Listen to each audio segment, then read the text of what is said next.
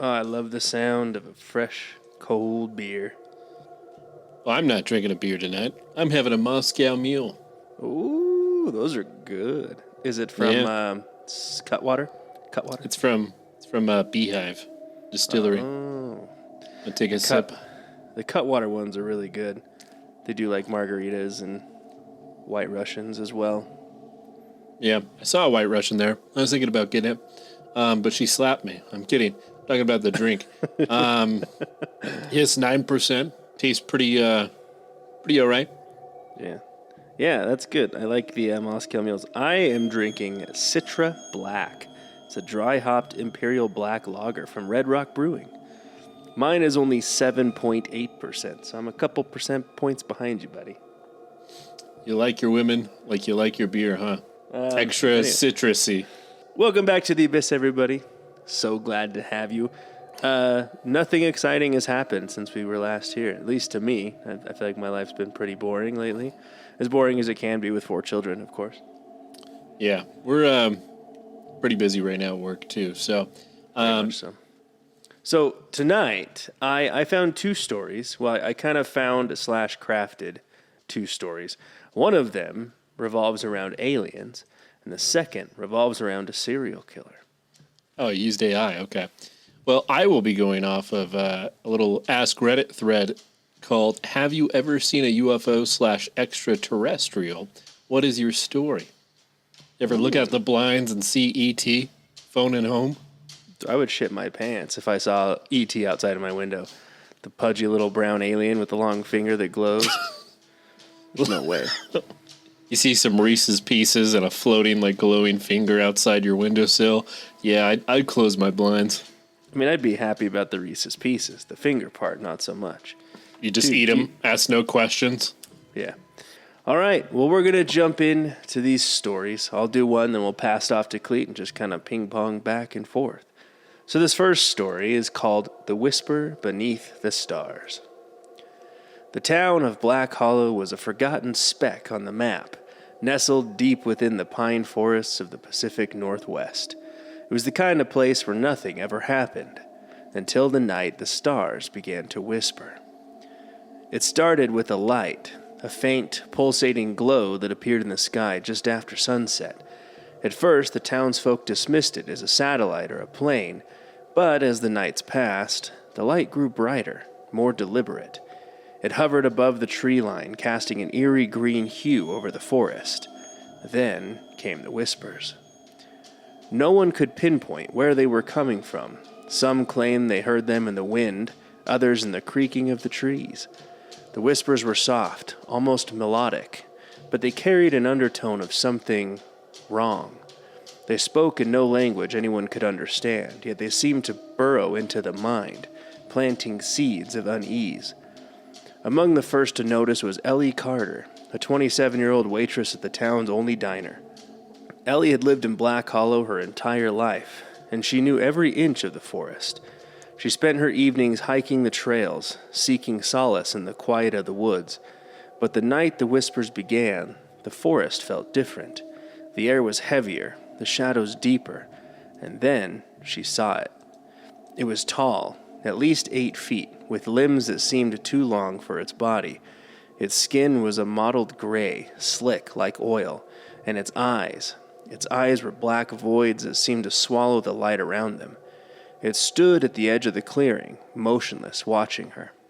Ellie froze, her breath caught in her throat. The creature tilted its head as if studying her, and then it was gone, vanishing into the trees with a speed that defied logic. Ellie ran home, her heart pounding, and locked every door and window. She told herself that it was just a trick of the light, a figment of her imagination, but deep down, she knew better than that. The next morning, the town was abuzz with rumors. Old Man Henderson claimed he'd seen something moving in the woods behind his barn. The Johnson kids swore that they'd heard scratching at their windows. And then there was the matter of the missing animals, dogs, cats, even livestock, vanishing without a trace. Ellie tried to shake off the growing sense of dread, but it clung to her like a second skin. That night, as she lay in bed, the whispers returned. They were louder now, more insistent. She pressed her pillow over her ears, but it was no use. The sound seemed to come from within her own mind. The following day, the town held an emergency meeting at the community center. The mayor, a portly man named Frank Thompson, stood at the front of the room, trying to maintain an air of authority. "Now, folks, let's not jump to conclusions," he said, mopping his brow with a handkerchief. "We don't know what's out there, but I'm sure it's nothing that we can't handle." "Nothing we can't handle?" Ellie stood up, her voice trembling. "I saw it, Frank. It's not human. It's something else." The room erupted into murmurs. Frank held up his hands for silence. "Ellie, I know you're scared, but we need to stay calm. We'll call the authorities. We'll get some help out here." But the authorities never came. The roads out of Black Hollow were mysteriously blocked, the phones and internet down. The town was cut off completely from the outside world. As the days passed, the whispers grew louder, more pervasive. People began to change. They became withdrawn, their eyes hollow, their movements jerky and unnatural. Ellie noticed it first in Mrs. Grady, the elderly librarian. She'd always been a kind, gentle woman, but now she wandered the streets at night, muttering to herself in a language that sounded like the whispers. Then came the disappearances. One by one, the townsfolk began to vanish. The Johnson kids were the first, followed by Old Man Henderson. Ellie watched in horror as her neighbors were taken, their screams echoing throughout the night. She knew that she had to do something. She couldn't just sit back and wait for the creature, or whatever it was, to come for her. She gathered what supplies she could and set out into the forest, determined to find the source of the whispers. The woods were eerily silent, the usual sounds of wildlife absent. Ellie moved cautiously, her flashlight cutting through the darkness. She didn't know what she was looking for, but she knew she had to keep moving. After hours of walking, she stumbled upon a clearing. In the center stood a massive, pulsating structure.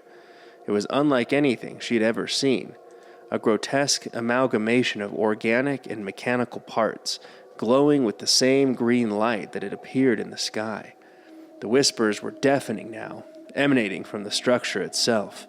Ellie approached cautiously, her heart pounding, and as she drew closer, she saw them, dozens of townsfolk standing in a circle around the structure. Their eyes were blank, their faces expressionless. They were chanting in unison, their voices blending with the whispers. And then she saw the creature. It stood at the center of the circle, its black eyes fixed on her. It raised a long, spindly arm, and the chanting stopped. The townsfolk turned to face her, their movements synchronized. "Ellie," the creature spoke, its voice a cacophony of whispers. "You are not like them. You resist." Ellie took a step back, her mind racing. "What do you want?" The creature tilted his head, as if considering her question. "We seek understanding. Your kind is fragile, but you are different." Ellie's hand tightened around the flashlight. "Let them go." The creature let out a sound that might have been a laugh. "They're no longer yours. They're part of us now." Ellie's heart sank. She knew she couldn't save them, but she could still save herself. She turned and ran, the creature's laughter echoing in her ears. She didn't stop until she reached the edge of the forest. The town was silent, the streets empty. She knew that she couldn't stay here. She had to get as far away as possible. As she drove down the deserted highway, the whispers began to slowly fade, but they didn't disappear entirely. They lingered in the back of her mind, a constant reminder of what she had seen. Ellie never returned. The town was eventually declared a ghost town, its fate a mystery to the outside world. But Ellie knew the truth. She knew what lurked beneath the stars, waiting for its next victim. And she knew that one day, those whispers would return. Bum, bum, bum. Are you afraid of the dark? You know, I was actually watching a YouTube series of a guy rating the most scariest Are You Afraid of the Dark episodes. Those are I was crazy. like, when my son's old enough, I think I'm going to watch them all again with him because I think that'd be really cool. That was Nickelodeon, right? Yeah, I only remember, I was young enough to not remember most of it, And also, like, I'm sure I missed a majority of the episodes. So, yeah. Yeah. But it's going to be really cool. Well, they did a remake of it, like, in the last 2 years. I don't know if it's still going or how many episodes they did, but they did bring it back. Yeah, call me a square, but all the remakes suck ass, man. I'm just going to call you a square to call you a square. Maybe that's like the typical, like, person aging, but, like, I swear all the new stuff sucks. All right. Yeah, they just need to come up with new things. Like, leave the remakes out of it. Like, make your own stuff, man. Don't be making some Evil Dead trash film. All right. fucking God, you just had to bring it up. Back to my thread of people seeing UFOs, an extraterrestrial. This person says, I was 12-ish in the mid-90s. I feel that. You weren't 12 in the mid-90s? Okay, I lied. All right, I was 6. I mean, if you want to be older than you say you are, then go for it, but... I was visiting my aunt in the countryside. I'm just chilling in the living room with my cousins, and my father rushes in. Yo, Die 231, that's his Reddit name. There is a flying saucer in the sky. None of us believed him, so he just grabs me and drags me outside. Out in the street, my mom, my aunt, and all my neighbors are out and pointing at the sky. There was a light, identical to a very bright star, but moving ridiculously fast and doing some crazy movements and sharp turns. I watched it for a few minutes and got bored and went back inside. I mean, what does it take to impress you? Jesus. I ask the same thing about you when we talk about movies. First of all, I don't have a high bar. Oh, man. All right, this one is from Arkin Biblo, 12.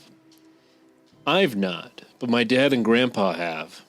When my dad was a teenager in the 80s, he went out hunting with Gramps in southern Idaho. They had made camp at the bottom of some foothills, and the plan was to hike up into them the next morning and start hunting. So early in the morning, probably around 3 a.m., Dad and Gramps start making their way up to the hill. One thing to note about the region, it's pretty much just empty grassland and brush. You don't get many trees until you start heading into the mountains. So Dad could easily see their campsite down below them, even in the moonlight. So regarding that, at about halfway up the hill, Dad turns around to take a look at the valley below him, and he's confused by what he sees. Hovering around their campsite about a mile away are a dozen or so red lights. He couldn't tell how big they were, but they moved around seemingly at random, not just on the valley floor. Some of them had to have been several meters in the air. This was long before drones became a thing, and the closest human being to them had been at least 20 miles away.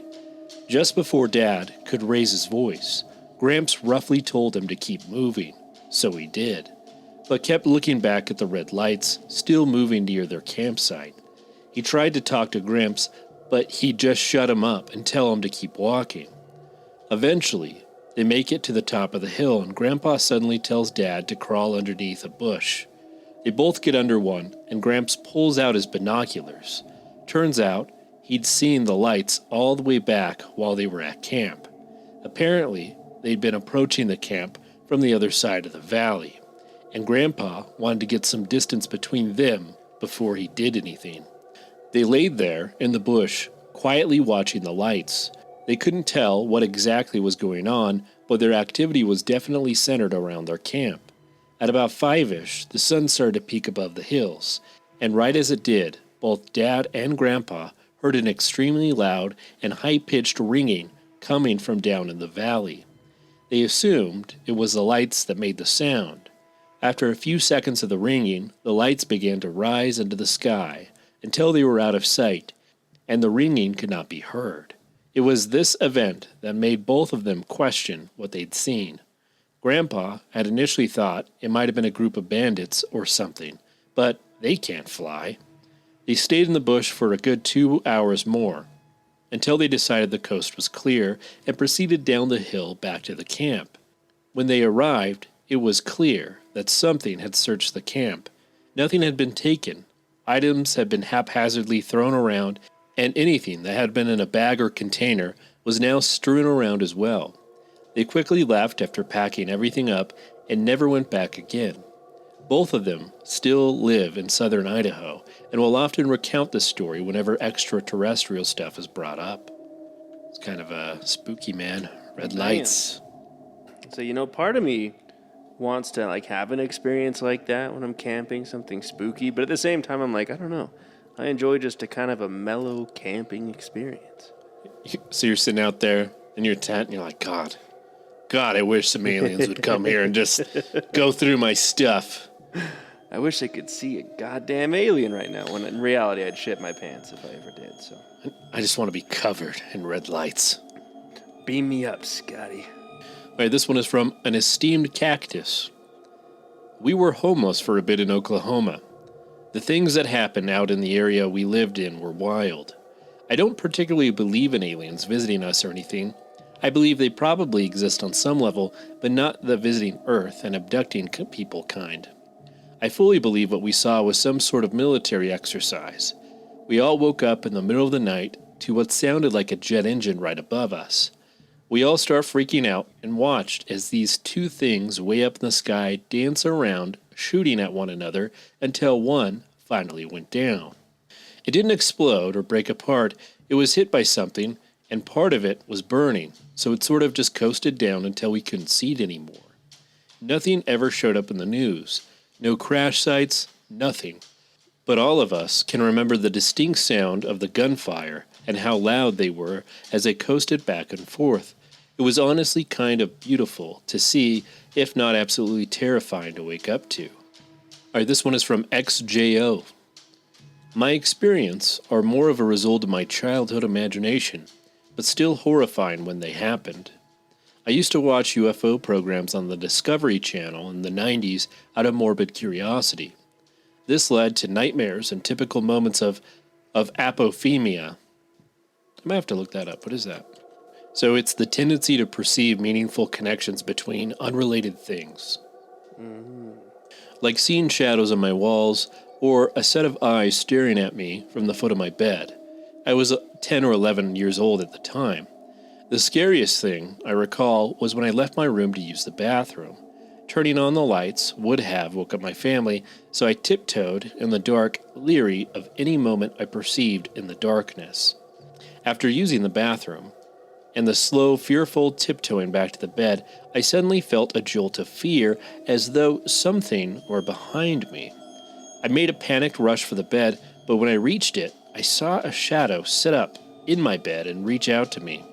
I screamed at the top of my lungs. My father woke up and turned on the lights. Of course, nothing was there. I was not allowed to watch those shows for a while. It's haunting what the mind can make real. I remember when I was growing up, I used to watch, when I was 10, I think it was called The Scariest Places on Earth, by myself, and that would always scare me, and I'd have to, go outside for a little bit, because I'd be, afraid of the house. Had to go touch the grass, Gotta ground yourself sometimes. Yeah, I remember The Scariest Places on Earth. This one is from Narcus. I have seen two. Once when I was a teenager and once as an adult. The first, I was laying in my bed looking out the window and saw a light floating above a nearby city tucked into the mountains. It then zoomed away at speeds that is just simply impossible with human technology. It lit up an entire city and mountainside when it left. I was frozen for a minute, just shocked that I had witnessed it.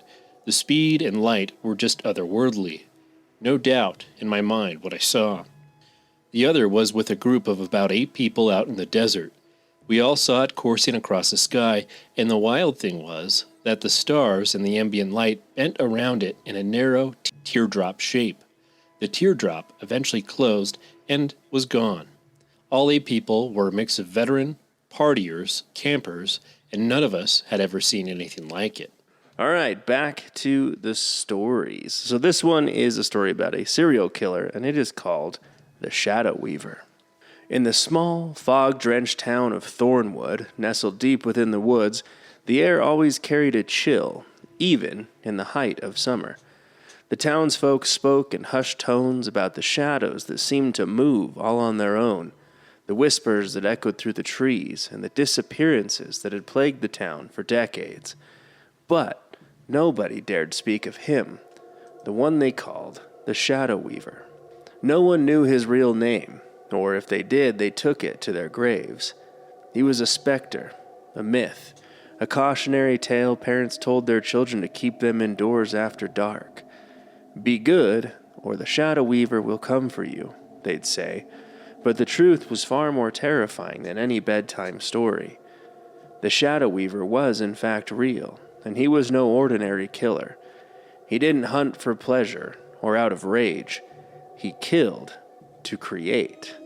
His victims were his canvas, and their deaths were his masterpieces. Each body he left behind was a grotesque work of art, twisted and arranged in ways that defied logic and sanity. He didn't just take lives, he stole souls, weaving them into the shadows that followed him like loyal servants. The latest disappearance had the town on edge. Emily Carter, a bright-eyed college student home for the summer, had vanished on her way back from the library.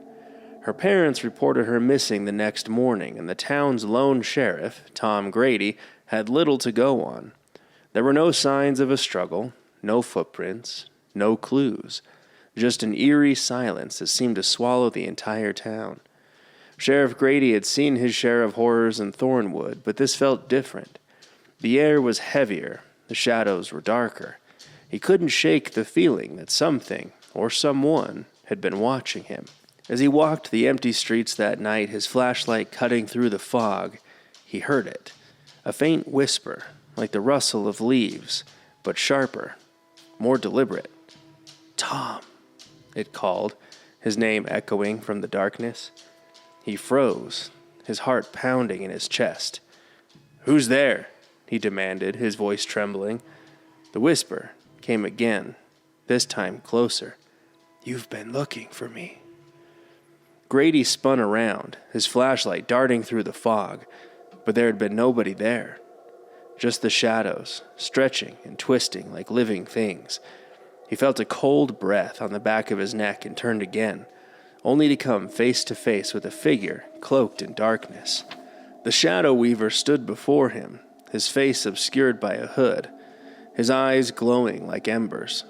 His voice was a low, guttural rasp, as if it had been forged in the depths of hell. "You shouldn't have come looking, Sheriff." Before Grady could react, the Shadow Weaver lunged, his movements impossibly fast. The sheriff felt a searing pain in his chest and looked down to see a blade protruding from his ribs. He gasped, blood bubbling from his lips as the killer leaned in close. "Your soul will make a fine addition to my collection," the Shadow Weaver whispered, his breath cold against Grady's skin. The last thing the sheriff saw before the darkness claimed him was the killer's face, a twisted, skeletal mask etched with symbols that seemed to writhe and shift like living things. The next morning, the town awoke to a nightmare. Sheriff Grady's body was found in the center of the town square, his lifeless form arranged in a macabre sculpture. His arms were outstretched, his head tilted back, and his eyes had been replaced with black stones that seemed to absorb the light. Around him, the shadows seemed to writhe and pulse, as if alive. Panic spread through Thornwood like wildfire. People locked their doors and windows, refusing to venture outside after dark. But the Shadow Weaver wasn't done. Over the next few weeks, more bodies appeared, each one more horrifying than the last. A schoolteacher was found hanging from the bell tower, her body contorted into the shape of a spider. A farmer was discovered in his field, his limbs twisted into the shape of a scarecrow, his face frozen in a silent scream. The townsfolk whispered of a curse, of a demon that had been summoned from the depths of the earth, but one woman refused to believe in superstition. Claire Bennett, a journalist from the city, had come to Thornwood to investigate the disappearances. She was determined to uncover the truth, no matter the cost. Claire spent her days interviewing the townsfolk, piecing together the history of the Shadow Weaver. She learned of the old asylum on the edge of town, abandoned decades ago after a fire had claimed the lives of its patients and staff. Rumors swirled that the asylum had been a front for dark rituals, that the doctors had dabbled in things best left untouched. One night, armed with a flashlight and a camera, Claire ventured into the asylum. The building loomed before her, its windows shattered, its walls crumbling.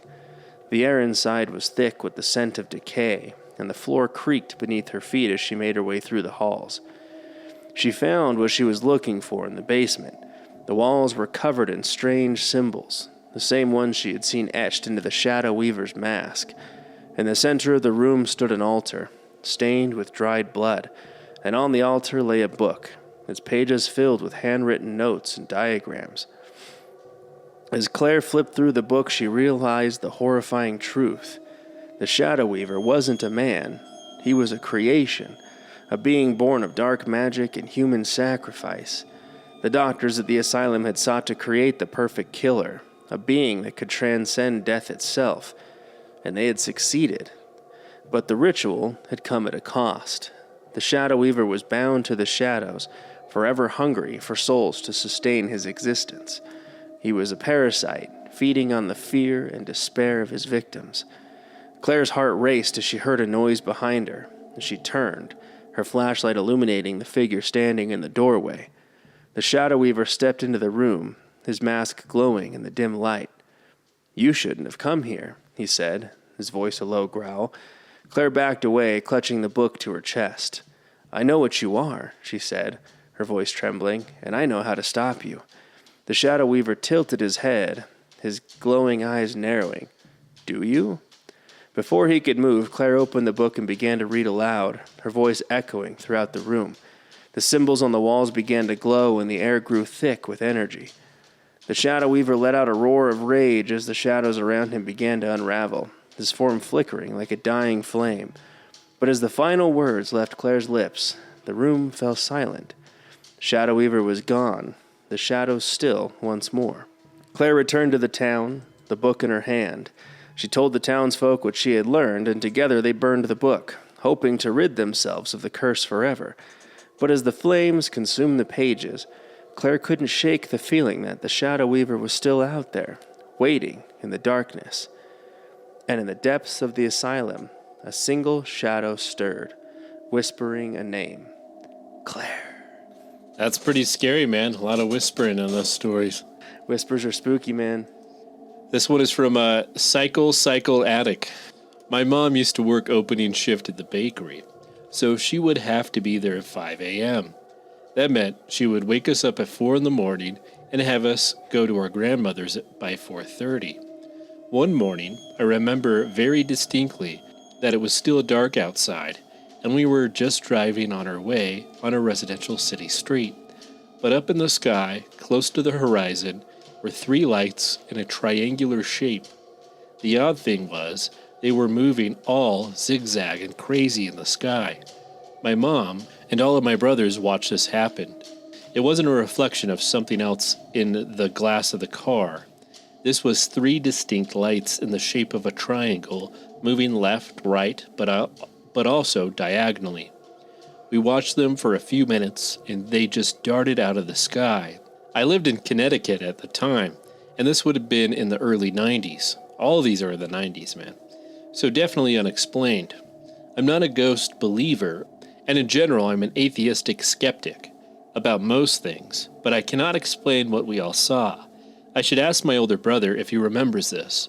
It sounds simple, but it still gives me goosebumps to think about it because we actually saw this and it made no logical sense. This person is a ninja brick. I don't know if it was a UFO, but it was something strange. My dad and I were outside on the deck simply looking at the night sky. It was a slightly starry night, but some stars were flashing red, green, blue, gold colors. They also moved around a bit, but nothing we could claim as a UFO. It was just weird. Then we look at our driveway and see this blue-white light moving towards the stairs. As it moved, it would flash like a strobe light. It also moved kind of fast, but it didn't make any noise. Dad and I were obviously scared as fuck, so we scrambled into the house and closed the door. Once the door was closed, we didn't hear or see anything else. We also didn't go back outside that night.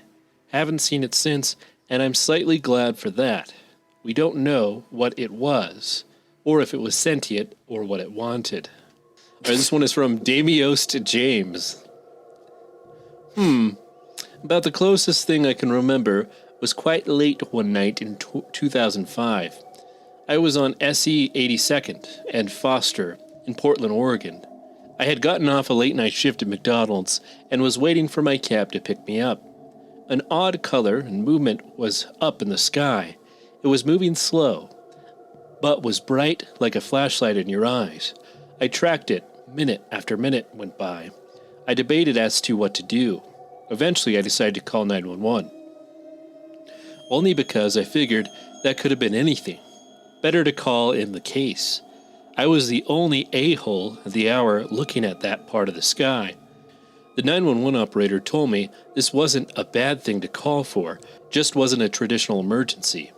I gave them my information as I watched the object move from my right to the left and get lower and lower. Eventually, there was a significantly brighter flash and what looked like streaks of bright light going in any/all directions, like the 8-sided symbol of chaos. Excuse me? What? What do you mean by that? Okay, I'm sorry. I gotta look this up. Hang on. What a plug. Okay. It's kind of what I was imagining. You guys should look this up. A short time later, the 911 operator's supervisor called me back. He said that, believe it or not, I caught a meteor that was re-entering the atmosphere, and that he called the FAA to double check. Just figured I should have known. Our honorable mention 1. When I was about 9, my dad took me on a trip to mid-Alaska. One night, while camping, we were just looking how vivid the sky was. I saw an object in the sky that was just a little pinhole of light, moving, slowly, yet perceptively across the sky. "What's that?" I asked. We did some troubleshooting as to where I was looking at, and my dad sighed with amusement. "Son, that is the space shuttle. We can actually see it from here." I made the most impressed "whoa" of my young life up until then. What?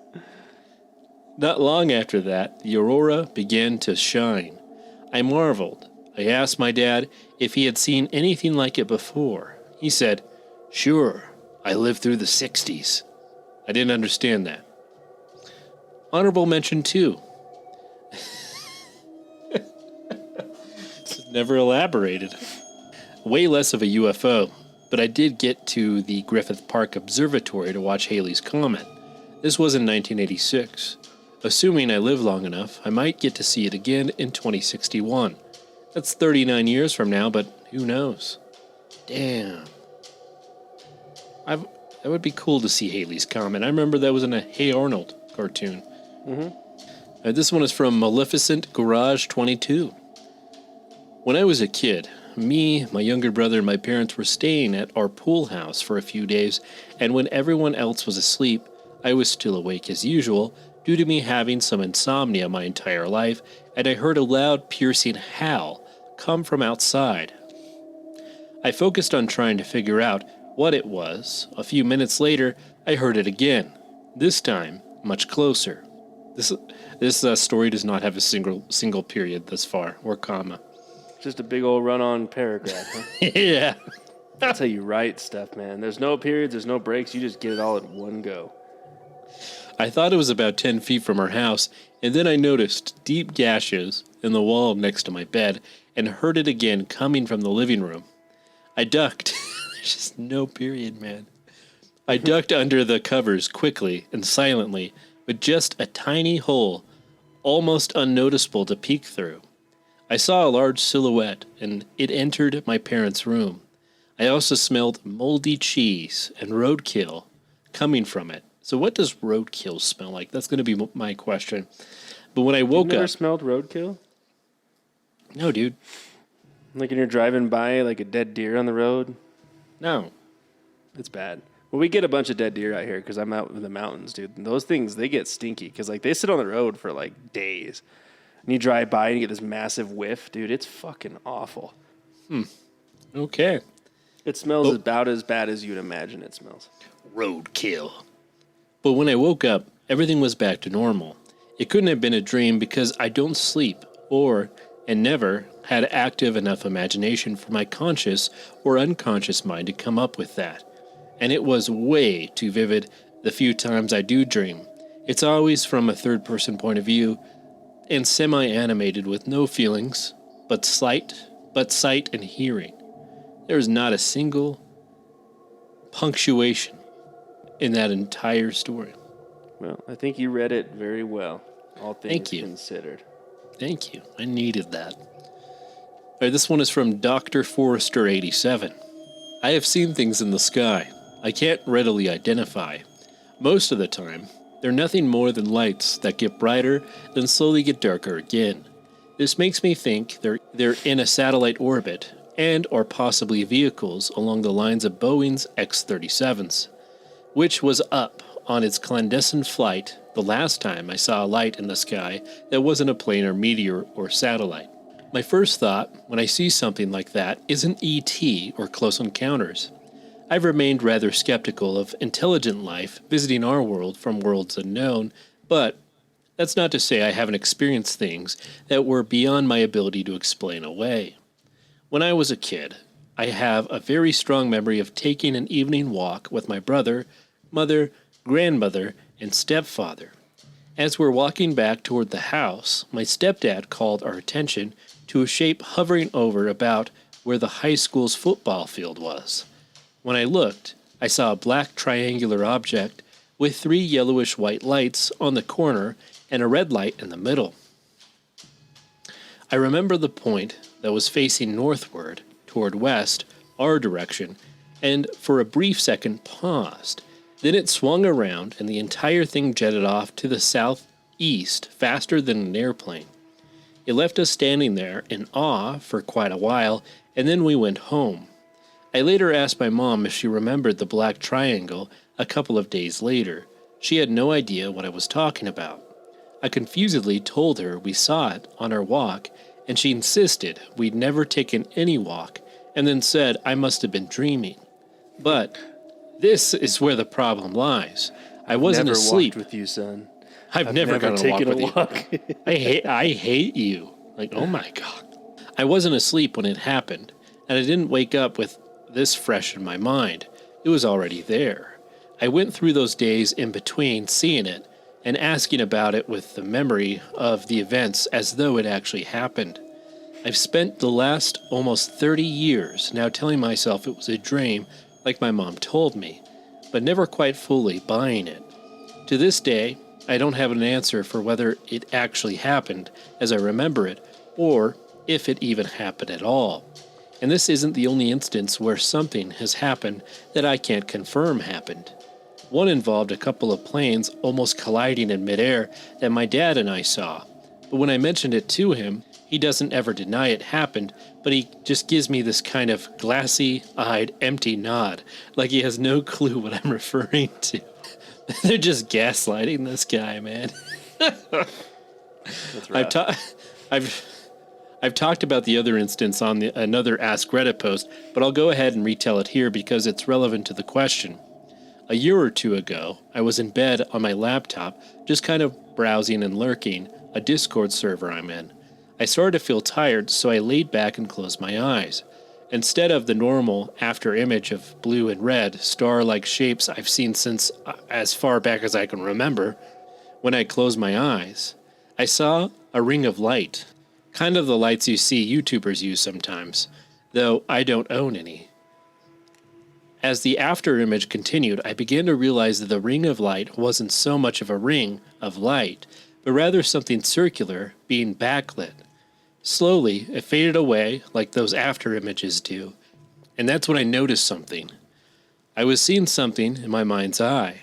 From the blackness were these 2 very blurry and dull spots of light. As they got closer and more defined, I realized they weren't lights, but light being reflected off something shiny. Soon, there was something more. These reflections were reflecting off something dark, and this darkness was surrounded by an increasingly sharper blob of off-beige color. It only took a few more seconds for me to suddenly realize what this shape was. It was the face of what is typically described as a gray alien. It took him like 5 sentences to take us there. Finally, it was there, in stark clarity, staring at me through the huge black eyes. They weren't a solid black color. There was structure in them, and something very deep, like a bottomless hole, was in the center of each eye. As it moved closer, I felt myself wanting to move away. I was repulsed by it, horrified by it. I didn't want it that close to my own face. I opened my eyes to my empty bedroom, trying to make sense of what I had just seen because I hadn't fallen asleep. I never had the chance to get that far before the image of the face started to appear. I made a quick joke about being abducted in the Discord server, but my gut had that follow sinking feeling of fear still churning away. This image had actually scared me.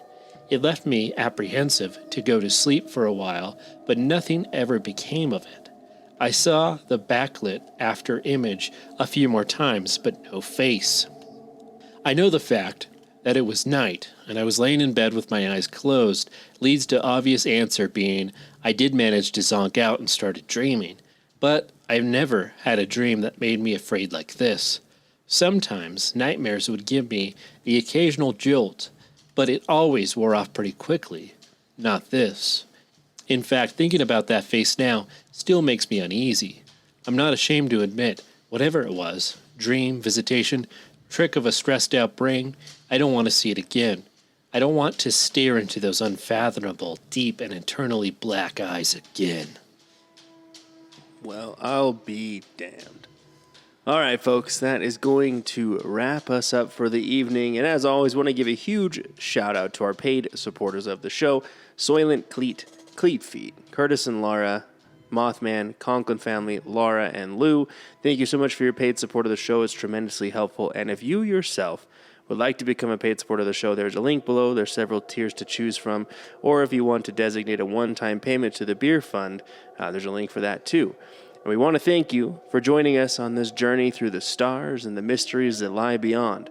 Remember, the truth is out there, lurking in the shadows of the cosmos, waiting to be discovered. Keep your eyes on the skies and your mind open to the infinite possibilities. Stay curious, stay vigilant, and always question what you see. Because you never know, they might already be watching. If you're listening to us on YouTube, please like, share, and subscribe, as it really helps us get us out there. And as always, thank you for entering the abyss. Until next time.